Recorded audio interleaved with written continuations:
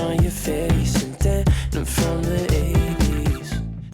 Hello guys, welcome back to my vlog. I guess I decided to start today, which is the night before prom, the prom-eve. Yes, because I just had a lot of exciting things to share, I guess. As you can see, I got a new case, and I also got a new AirPod case. This is super cute. And I'm also painting my nails right now because I didn't want to pay for a nail service now since I have my own collection of nail polish. But the problem is my prom dress is supposed to be sort of like this turquoise color, but I didn't have any blue or green nail polish. Yeah, now that I'm waiting for my nails to dry, I figured that'd be a good time to talk about life, about prom, about our school. It's now March. I'm still editing December's clips because I'm a lazy ass and I procrastinate too much. No, because there's too much homework, and partially because I am a lazy ass, but that's not the point. This is my second time attending prom.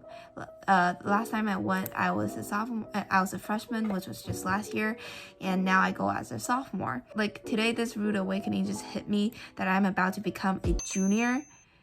A junior? That word doesn't even sound right in my own mouth. It's repulsive simply just thinking about it. Like last year prom I went like this. It was pretty fun. And this year, I don't really have expectations for this year's prom for some reason. Last year it was more realistic, you know. I felt like prom was tangible last year. I could feel the tension build up, anticipating its arrival. But this year, it just sort of arrived, you know? Like somehow we are on prom-eve. So I kind of already packed a little bit. These are my high heels. I wore the same to my first prom, the 2021 winter dance, and now prom again because my parents told me that they would never buy a new pair of high heels for me since these are expensive. So basically what they are two pieces of chest pads, and they adhere to your skin so you wouldn't have to show your straps through your dress. I have my earrings, I have my necklace, I have my Polaroid camera, and my this innerwear stuff that's supposed to stop people from seeing my underwear because the dress is a little bit transparent. That's it. The first layer is dry. I can put on the second coat. And I think I'm gonna go with white. I haven't sorted out any of my homework tonight. And it's just crazy thinking about the fact that teachers assign homework on prom eve, but yeah, that's reality and I had to just face with it. I will cope. It's currently second semester and I feel pretty good about the semester. I don't know why, but every time it's always the first semester being super busy and super stressful, and the second semester just chill. And probably because in the second semester there are no more immune conferences, so I wouldn't have to write resolutions and chair reports within a night. Alleviates a lot of the stress, honestly. And recently again I relapsed into this whole addiction with college reaction videos and how I got into which prestigious university video because I have 10 super time-consuming extracurriculars and I excel at all of them, that kind of video. And I don't know, the first time I fell into this trend, I thought that it was toxic because I could never live up to those kind of, standards because we all are in different situations and different contexts, and I could never pursue something that's unrealistic. But this time that I watched them, I didn't feel so bad. I don't know, something just clicked in me that I wouldn't have to become this those kind of people in order to be successful. So now that I watch or even enjoy those videos, I don't feel guilty. Yeah, sure, sometimes I still feel like I'm inadequate and that my painting is not good enough. I'm never gonna win any competitions, but then whenever I feel that way, I'll just remind myself that life is a marathon. You don't do these things simply because colleges require them. You do these things because you genuinely enjoy them. You would probably continue in your later life. Oh, and book update. I am currently reading Aristotle and Dante Discover the Secrets of the Universe, and I didn't really enjoy it. It's a controversial opinion, but I'm only halfway through it. It's a quick read because every chapter is super short. It's like in the format of almost a poem because it's so short and it's so like the sentence structure is so repetitive. I see so many people hyping it up on the internet and I just don't get why. Probably because I explained this to many people. I'm not sure. I have no means of verifying it, but I feel like the complex snobby me inside of it, like my entire identity just wants more nuance and longer and more wordy sentences that sound very flowery but are actually beautiful. You get what I mean? Like before I read this book, I read Circe, and you know Madeline Miller's writing, it's just so lyrical, so beautiful, but they are not choppy sentences. And now that I read this new one full of choppy sentences, I just don't feel satisfied. Like I read not only to relax, but also to learn about better ways of writing, but this ain't teaching me better ways of writing. White.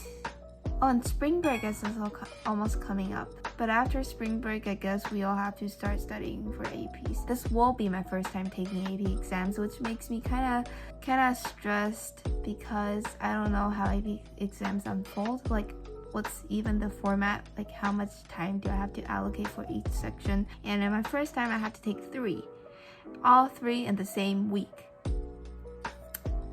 And talking about APs, this brings me to course selection. So as I've said earlier, I'm about to become a freaking junior, which means that I will have to face more decisions in my life. What am I going to study in the next 2 years? In my freshman year, I could always tell myself that, oh, I have 4 years to study whatever I want. But thinking about it, I have only 16 more classes to take. And it's just a hard decision for me to make because I want to learn so many things, but so many courses take place in the same period. And of course, I will need study halls. This year I didn't take any study halls and I barely survived.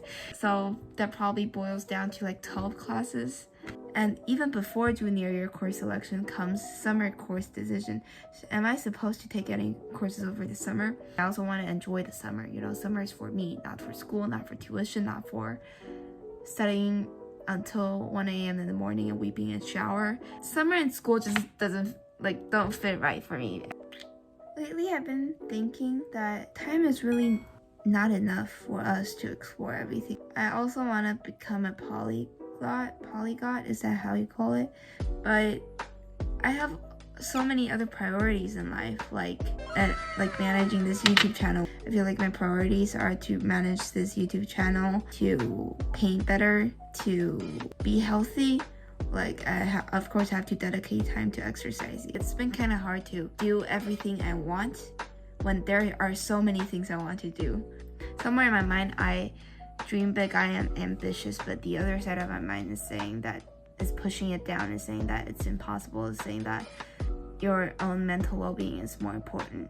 And I side with that part of my mind, but sometimes I just feel salty that I have so little time to reach everything I want. Like sometimes I convince myself that being a polyglot isn't practical at all. Like you wouldn't even travel that much now that there is COVID, and perhaps I learned Spanish, but I would never go live in Spain, so it's not that practical. But sometimes you don't do something for practicality, you do something because you want to do it, but in this scenario, you can't. I feel like I'm just rambling on, but yeah, it's life. But of course, I am grateful that I still have the opportunity to put managing YouTube and learning how to paint as my priorities. And I know that many people can't, so I should just be content with where I am. And when I sort of vented to my dad, he did tell me that you have so many more years to live. Like you don't have to master everything in high school. I guess this is kind of a mentality of mine, probably affected by like the whole college decision reaction addiction thing, that I feel like I should just become successful in my childhood. And this is just crazy because no one did that, and it's a recent trend. It's not even a trend, it's just like this 1 percentile of people. I do envy them for being able to do that, but not being able to do that is the norm. Because I have been reading more, I rekindled my interest in writing, sort of. Like when I was young, I used to, but I would just take those spare notebooks and start writing whatever I want. And I tend to not finish those stories. And when I look back on it, all it brings me is like fond memories of like crafting my own stories. But frankly, I wasn't an avid reader when I was young, but I still love to write because I had so much creativity just like popping out of my head, and I kind of miss being creative, you know. I don't know how long it's gonna take me to write. I haven't written creatively for so long. I guess I will start in the summer because as I've said, after spring break it's like AP season, and then after that it will be SAT classes, and after that summer courses, and after that I hopefully can start writing. Now I'm gonna draw like a heart on this white one because on the other one I have hearts, but I don't draw well with my left hand. Shit. In terms of AP classes, I think like this year I'm taking AP Chem, US Gov, and Seminar. And I think the hardest one is Chem. I don't know between AP Chem and AP US Gov. Like I think US Gov is hardest because we had to write an essay, and I'm not good at writing timed essays, especially handwritten ones. And the US Gov FRQs, I feel like they are more difficult because I didn't grow up in the US, so AP Chem is also not easy. The reason why I might feel AP US Gov is slightly harder is because I have a good chemistry foundation. Last year, Dr. Tu did do a good job on preparing us for the AP one, so I didn't think it was that surprisingly hard. But it's so difficult. I still make a lot of stupid mistakes on my tests. Ta-da! Now they match.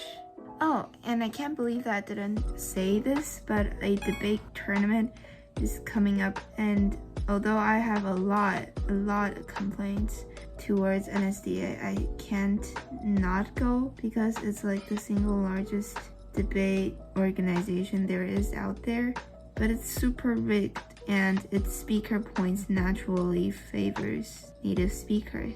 And as you can probably tell from the past, like, I don't know, 10 minutes, I am not a native speaker, even though I try really hard to reduce my Taiwanese accent, but still, it's not perfect.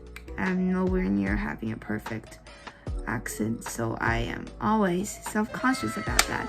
And of course, NSDA is going to catch that. Oh, and last Friday, our school had a bike day, and I crashed twice. So now on my knees, there are scars and bruises. This entire area is a bruise. Thank God my prom dress is long. But the biking day was actually kind of fun because our school, like, it gives me more of a school spirit. Our school kind of lacks, it severely lacks school spirit. On these days where the entire school just heads out and have fun, just makes the school vibe a lot better.